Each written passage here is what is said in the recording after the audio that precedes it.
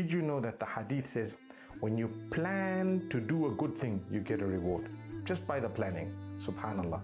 When you intend to do a good deed, you get a reward. When you intend to do the good deed, before you did it or without doing it, you've already got a reward. That's amazing. I'm going to come back to that. When you intended to do something and you did it, your reward is multiplied. When you intended to do a bad thing and you did not do it, you get a reward. And when you intended to do a bad thing and you did it, you get one sin. Subhanallah. Look at Allah's justice. So a reward is just by planning to do good. When you do it, it's multiplied. Notice a sin is never multiplied. Subhanallah. That's the justice of Allah. He can reward you more than what you did, but He won't punish you more than what you deserve. Allahu Akbar.